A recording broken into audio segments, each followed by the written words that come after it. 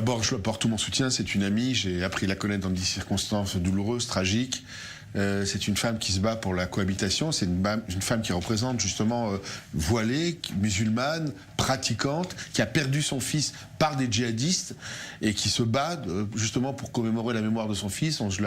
J'ai été d'ailleurs pas cette année mais l'année dernière à la soirée annuelle qu'elle fait. Et on a d'excellents rapports. Je tiens d'abord à lui apporter mon soutien fraternel, dire que ces terroristes ne réussiront pas, ces djihadistes n'arriveront pas, qu'elle continue à faire son travail. Elle est elle-même sous protection, comme moi d'ailleurs, sous protection policière, ce qui est absolument pas normal pour une mère déjà de victime du djihadisme.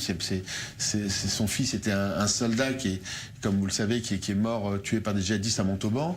Je n'ai que évidemment d'un message de compassion, mais ces assassins, ces sauvages ne vaincront pas cette bataille. C'est nous qui la vaincrons. Mais ça veut dire que le climat quand même reste quand même assez préoccupant en France. On est quand même 7 ans après ces attaques de Mera et qu'une mère soit encore...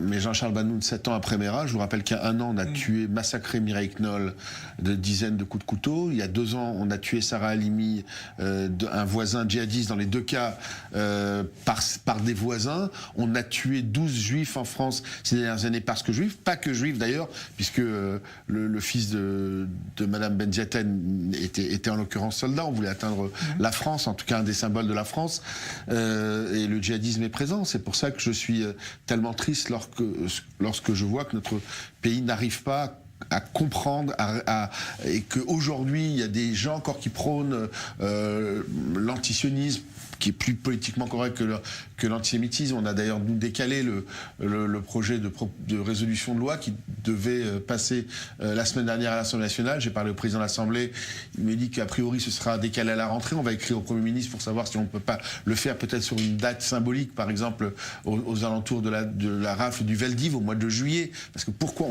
on repousse en permanence, ce n'est même pas un projet de loi, c'est un projet de résolution. C'est déjà le minimum qui a été fait pas par Meyer Habib, mais par un député de la majorité qui s'appelle Sylvain Maillard, sur lesquels il y a une certaine accord là-dessus. Alors, pour des raisons internes à l'Assemblée, ça a été repoussé une première fois, une deuxième fois, parce que les précédents textes de loi n'étaient pas terminés. Et là, il est urgent de légiférer, pas de légiférer, au moins de voter cette résolution symboliquement, parce que l'antisémitisme est plus que jamais présent, hélas, aujourd'hui en France. Alors, vous parlez justement de cette résolution et donc de l'Assemblée nationale. Il y a eu, la semaine dernière, une commission des affaires étrangères sur le dossier israélo-palestinien qui a particulièrement choqué ici en Israël, où les médias en ont beaucoup parlé. On en a parlé également sur i24 News, parce qu'il y avait beaucoup de violence dans les échanges qui vous ont opposé, vous et Claude Goasguen, qui était aussi dans cet échange avec d'autres députés de l'Assemblée, de tous bords d'ailleurs. Est-ce que vous avez été surpris que finalement ça ne venait pas d'un seul côté, ça venait finalement de plusieurs bords? Oui, j'ai été surpris, oui, j'ai été déçu, oui, j'ai été profondément troublé. J'ai entendu pendant près d'1 heure le rapport de mes collègues, entre parenthèses, qui ne sont pas rendus en Israël, qui ne sont rendus que dans les territoires palestiniens, à Gaza et dans le territoire palestinien de West Bank. Et le rapport était totalement à charge. Mais ça, ils avaient le droit de le faire et je me suis tu. C'est vrai que j'ai eu du mal, je bouillais, j'étais en train de bouillir intérieurement. Mais lorsque j'ai pris la parole, une députée de La République En Marche, Sonia Krimi, a commencé à m'invectiver, à me couper. Et là, ça m'a fait exploser. Il y avait un rapport, le minimum, je connais un petit peu, voire très bien cette région. Je suis élu puisque les Français d'Israël m'ont donné près de 90% de leur voix. J'ai essayé de leur expliquer qu'on ne peut pas prôner, nous, le boycott. On ne peut pas dire qu'Israël est un État apartheid. Je suis en Israël. Vous vivez en Israël, Jean-Charles Banoun. Vous voyez en ce moment, dans cette période de fin du Ramadan, ces femmes voilées de partout dans les hôtels, dans les restaurants. J'étais dans quelques jours dans le sud d'Israël.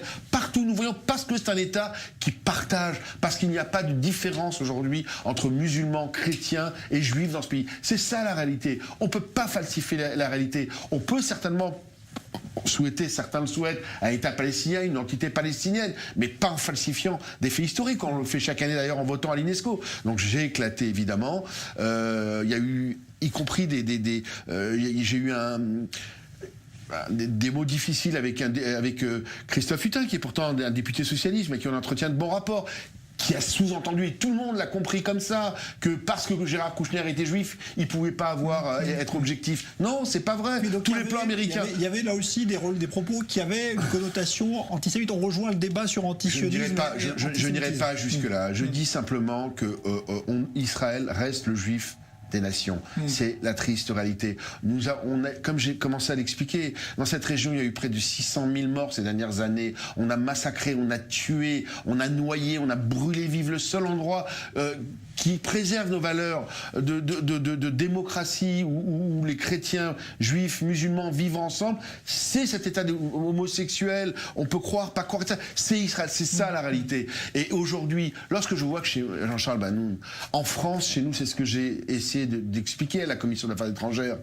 Le Quai d'Orsay, la France, Emmanuel Macron demandent à Israël de dégeler des fonds qui vont à des familles de terroristes qui ont tué des femmes, des enfants, des civils. J'ai honte. Ce n'est pas digne de nous, de notre pays, la France. On peut avoir une position qui est celle du différent, et heureusement, la France voit l'intérêt de la France, les Israéliens voient leurs intérêts, ça c'est normal. Mais on ne peut pas demander à Israël de libérer des fonds pour payer tous les mois des familles terroristes qui ont massacré, comme je l'ai rappelé, cette jeune fille dans le parc de Jérusalem de 18 ans ou de 17 ans, qui a été démembrée, violée, tuée par des terroristes palestiniens, comme des centaines d'autres, comme cette femme qu'on a reçue à l'Assemblée nationale, qui a perdu son mari, mère de 6 enfants, massacrée. On ne peut pas payer tous les mois avec les deniers européens ou avec des deniers israéliens, en tout cas collectés par les Israéliens. Mais imaginez-vous qu'en France, un seul instant, l'autorité palestinienne, une autre autorité, donne tous les mois une bourse à la famille de Mera, à la famille de Abdeslam, à la famille de l'assassin de l'hypercachère, et c'est pas possible, c'est invraisemblable. Et c'est pour ça que je dis, mais comment, et ce rapport est à charge, comment il n'y a pas d'objectivité, et c'est vrai. Et je tiens à rendre hommage à Claude Guesguen, parce que s'il faut qu'il y ait un juste, il l'a dit, moi j'étais déjà sorti, c'était trop dur pour moi, je vous cache pas que j'ai... Donc vous avez claqué la porte ce jour-là ? J'ai les nerfs solides. J'apprends, je suis souvent très seul à l'Assemblée, ça fait 7 ans que ça dure. Les gens m'ont élu pour ça et je continuerai à encaisser. Mais là, je disais que c'était trop, c'est trop haut. J'ai vu après Marielle de Sarnez, je suis vice-président de la Commission des Affaires étrangères. Ça suffit, parce que ça a une influence. C'est ça que j'ai voulu expliquer dans les échanges qu'on a. Ça a une influence directe quand des enfants, on a inauguré tout récemment les placements Sonego et Sandler à Paris. Il y avait une émotion terrible en présence de Nicolas Sarkozy, en présence d'Anne Hidalgo, la maire de Paris. Il y avait une immense émotion. Quand je vois la dignité, l'amour de ces familles, de ce Yaakov et Yafa Monsonego, de Madame Sandler, Eva Sandler et du papa, Monsieur Samuel et Madame Sandler, qui n'ont aucune haine, mais qui ont perdu leurs enfants à bout portant parce que juifs, parce que les gens disent on veut venger les Palestiniens. On a une responsabilité, nous, en tant que parlementaires. On peut critiquer évidemment Israël. Mais quand on voit que les parlementaires tiennent justement ce discours qu'on a entendu dans ce débat avec une méconnaissance manifeste de la situation. Et ils n'ont même pas été un jour en Israël. Ils ont été dans les territoires palestiniens. D'ailleurs, certains pensent qu'ils n'ont pas été. Moi, je peux les amener aussi. Ah ben, c'est sûr que si je l'amène en bas du mur, ils vont voir un mur. Mais pourquoi il y a un mur ? Parce qu'avant, il y a eu des centaines et des milliers de gens tués. Depuis, il n'y en a plus. Donc la population israélienne se préserve. Mais moi, j'étais la semaine dernière à l'Assemblée nationale avec le cheikh Tamimi de Ramallah, qui représente une des familles les plus importantes, entre parenthèses, de Ramallah. Et on a partagé, on a parlé. C'est ça la cohabitation. Palestiniens, musulmans, chrétiens, juifs, ensemble, puis après tout est à évoquer, il y a des discussions politiques, mais de grâce ne pas parler de pays d'apartheid, de grâce arrêter de prôner le boycott. Le boycott est interdit par la loi, c'est une honte, c'est une gifle au Parlement, et là qu'il faut se battre en permanence pour faire passer une loi qu'on n'arrive pas tout simplement à faire passer, parce que tout simplement la législation européenne, en Allemagne c'est passé, même les Verts l'ont voté. En France, tout est compliqué avec Israël, parce que c'est un pays qui est vu, rien n'a changé. Rien n'a changé malgré les 240 morts que nous, Français, avons eu, malgré Nice, malgré Saint-Étienne-du-Vouvray, malgré le Bataclan, malgré le prix que nous avons payé contre les djihadistes.